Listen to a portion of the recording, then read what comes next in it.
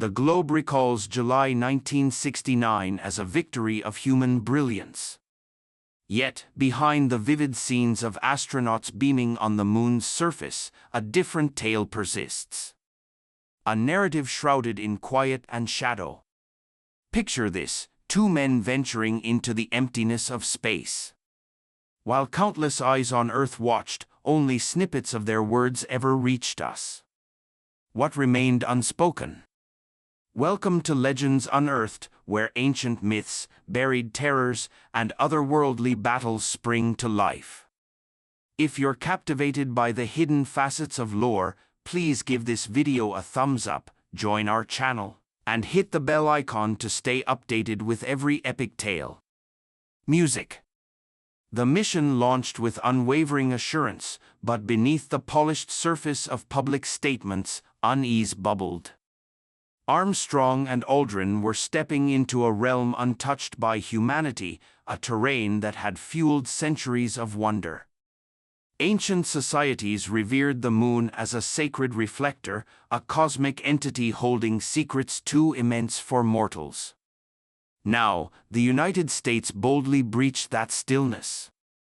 Yet, even cutting-edge technology couldn't brace them for the eerie truth of the moon's far side, a place where Earth's familiar glow vanished, leaving only an oppressive, infinite void.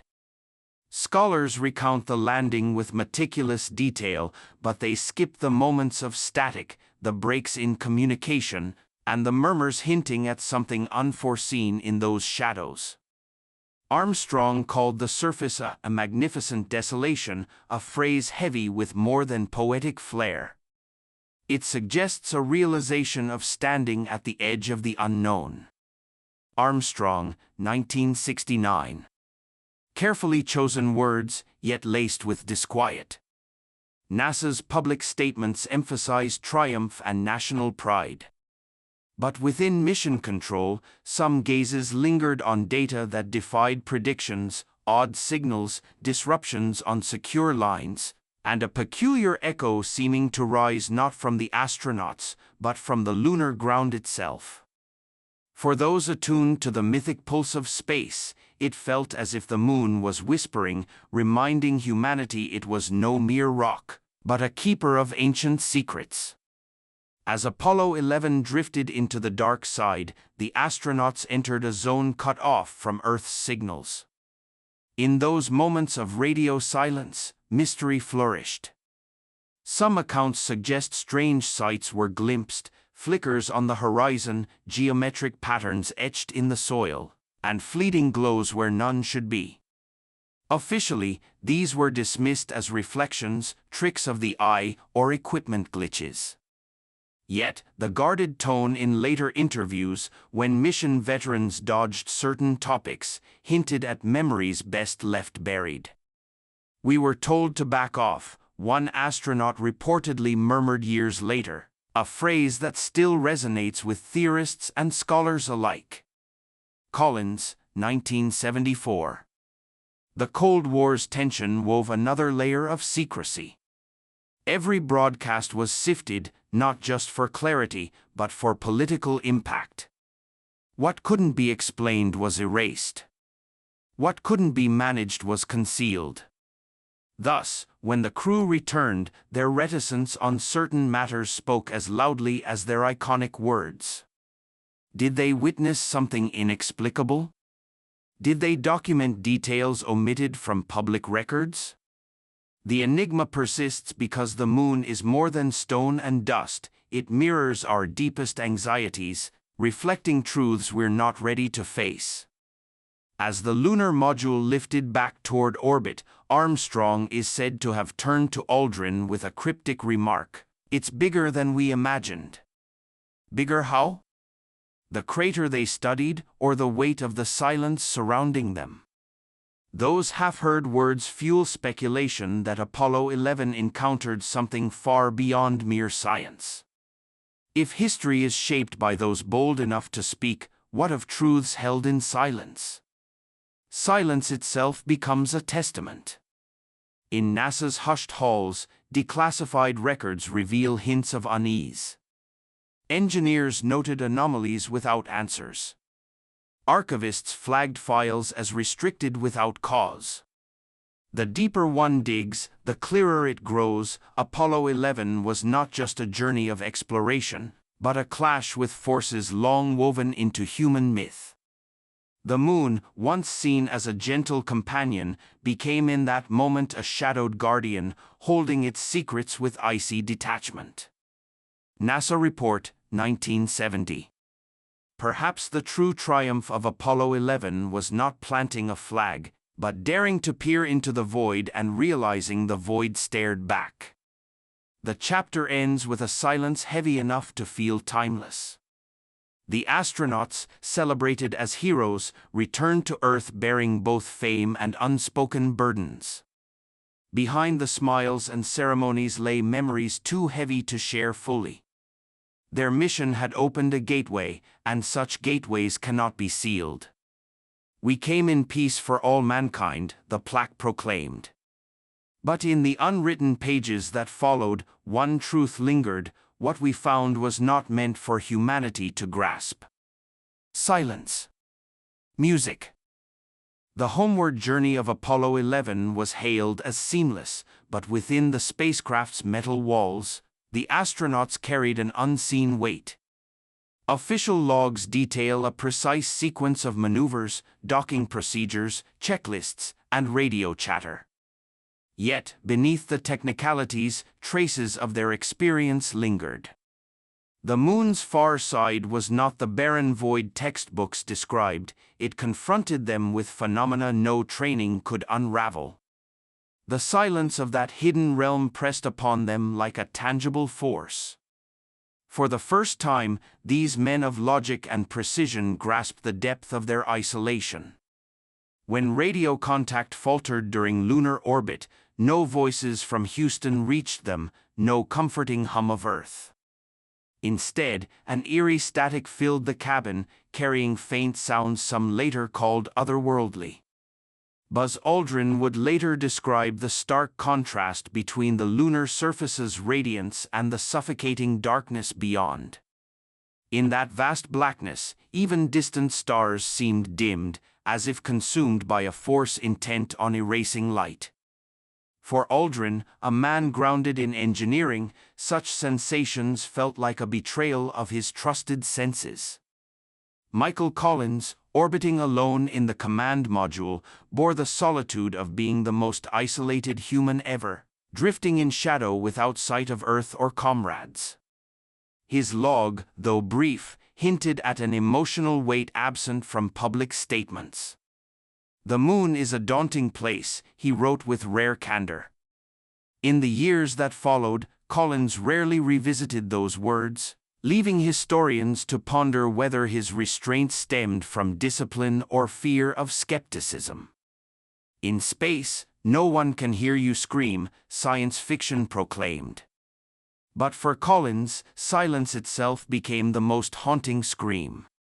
NASA engineers on Earth monitored every flicker of telemetry, and in those gaps of communication, some noted anomalies never explained in official debriefings.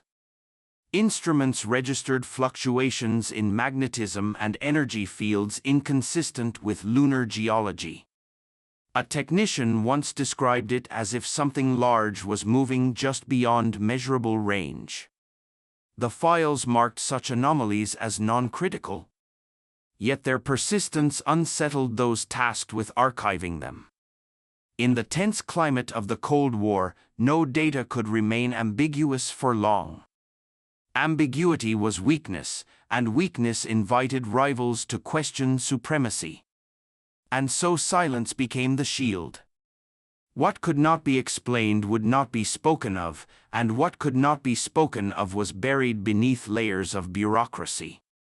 The astronauts, sworn to secrecy by duty and loyalty, returned to Earth not as mere explorers, but as custodians of an unspeakable burden. When Armstrong faced the world press, his words were measured, his gaze distant. He spoke of peace and achievement, but behind those phrases rested memories beyond articulation. He once remarked, "We left with questions greater than those we brought."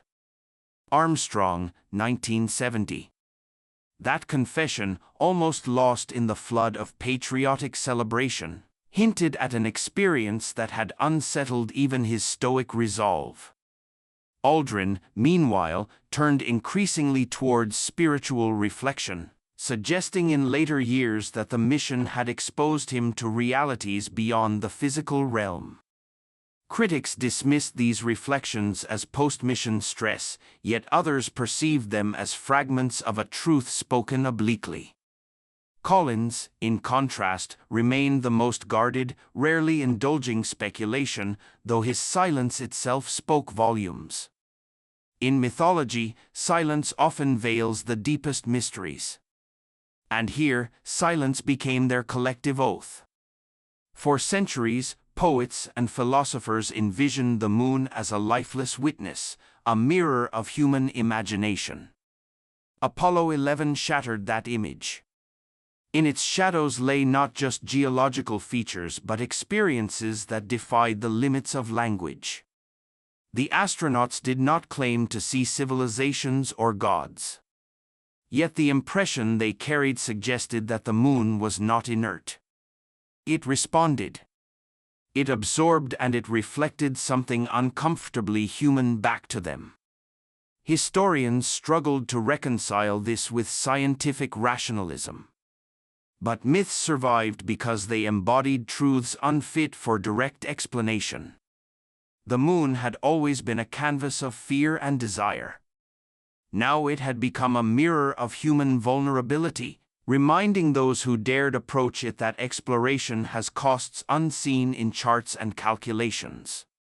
Upon their return, the world celebrated parades, medals, and speeches. Yet even amid the triumph, some noticed the astronauts' restrained joy. They had fulfilled a dream older than recorded history, but their demeanor carried gravity, as though the journey had been less victory than revelation. In private interviews, Aldrin referred to a magnificent desolation, a phrase that transcended simple description. It suggested not just barrenness, but an environment charged with meaning, magnificent in scale, desolate in implication. NASA's reports catalogued the rocks and samples with clinical precision, but the human experience, heavy with unspoken dimensions, remained untranscribed. Silence became the only language adequate to the weight of their encounter. A silence preserved not by ignorance, but by choice. We learned much, but not enough. We touched the surface, but not its essence. Some truths are too vast to be spoken, and so they remain in the shadows. Echoes. The political landscape following Apollo 11 was charged with triumph, but also with undercurrents of secrecy. Governments thrive on narrative, and the moon landing was quickly woven into a tapestry of Cold War victory. For Washington, the mission was proof that democracy and free enterprise could achieve the impossible, a direct answer to Soviet ambitions in space.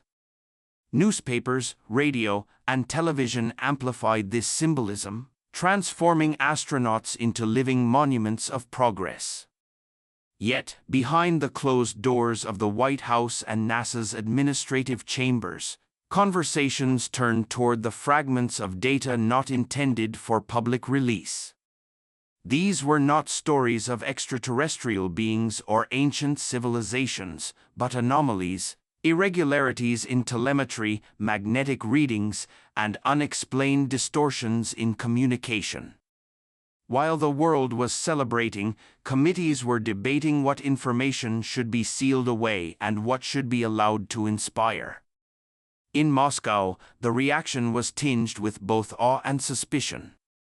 Soviet scientists and officials followed every detail released by NASA, dissecting it for signs of weakness or deceit.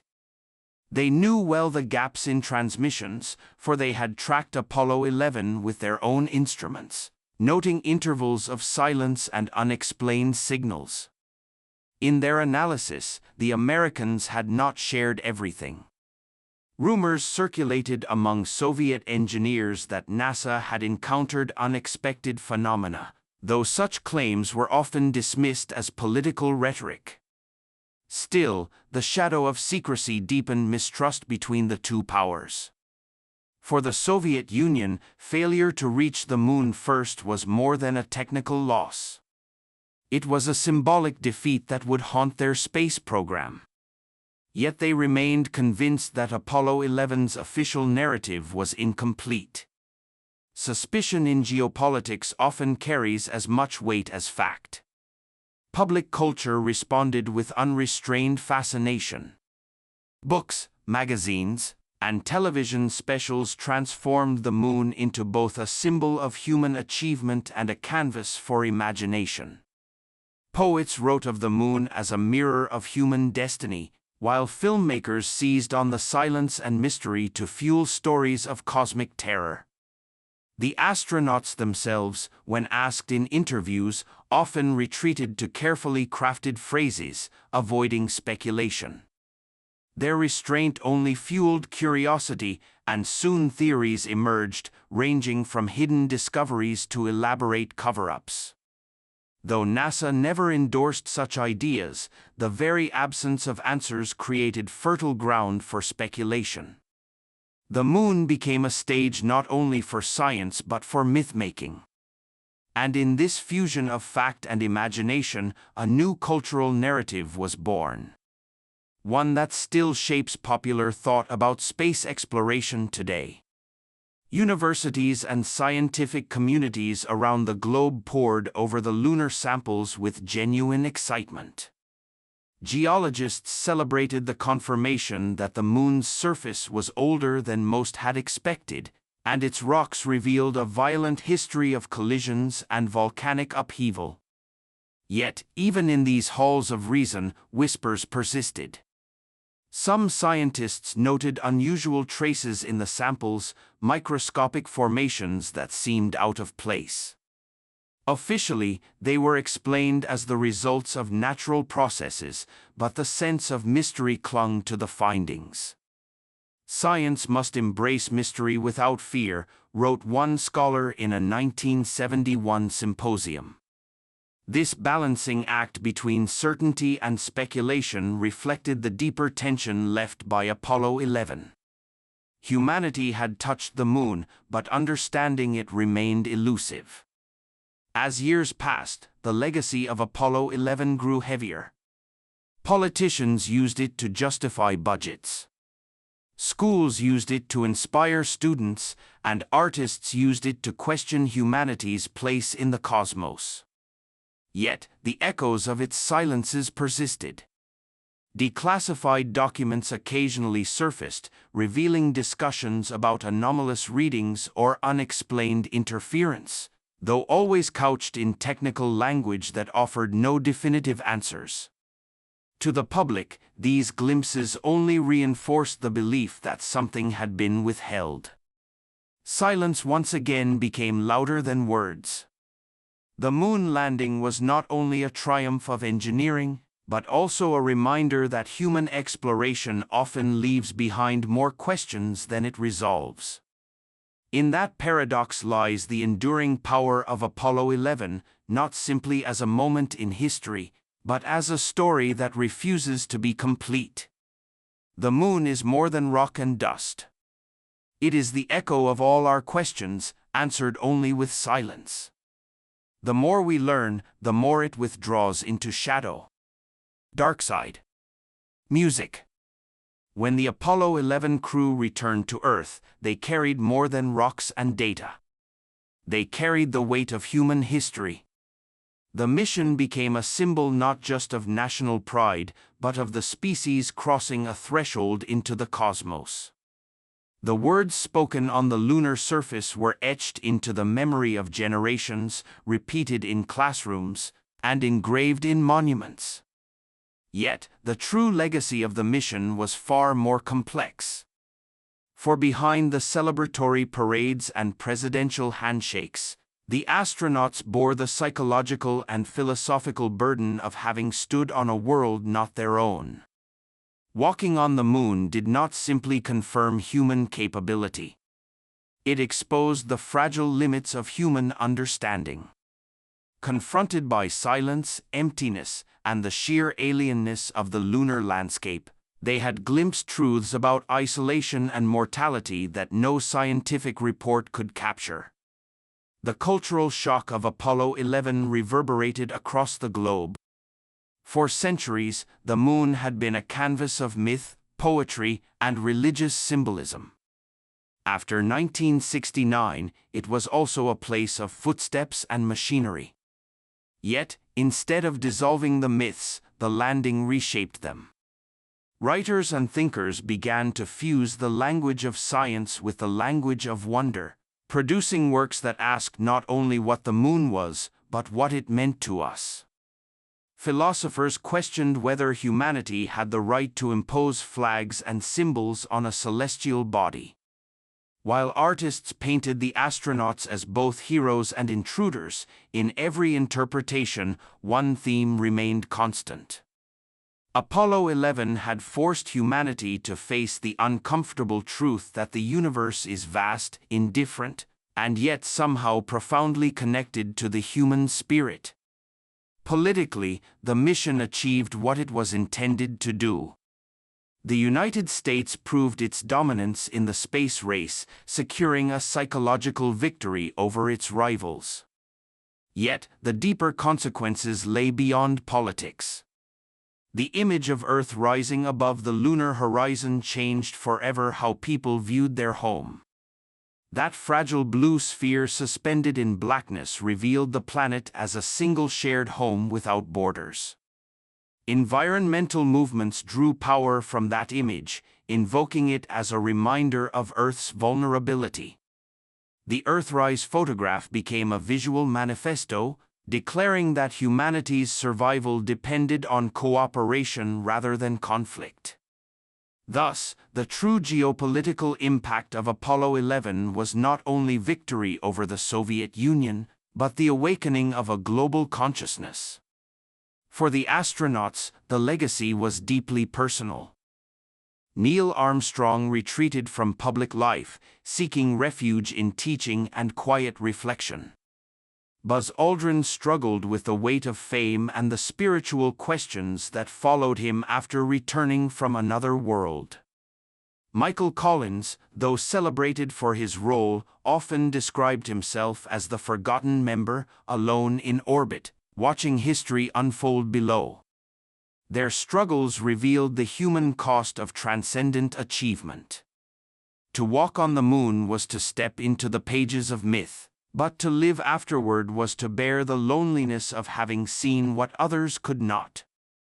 Their legacy was not only written in history books, but in the silence of their private lives, where triumph and sorrow intertwined. In the decades that followed, humanity did not return to the moon with the same determination. Budgets shifted, priorities changed, and the initial fire of exploration dimmed. Yet Apollo 11 remained untouchable, an achievement unmatched, a monument in time. The silence of the moon lingered in the imagination, not as a conquered frontier, but as an unfinished chapter. Philosophers often remind us that knowledge brings both clarity and burden. The moon landing was proof of this. It gave humanity answers about geology, physics, and technology. But it also left deeper questions unresolved. What place do we hold in the cosmos? Are we intruders or participants in a universe larger than comprehension? These questions, born from dust and silence, became the eternal legacy of Apollo 11. We set foot on the moon, but in truth, we discovered the Earth. In the blackness of space, our fragile world shone as a miracle, reminding us that the greatest frontier is not conquest, but understanding.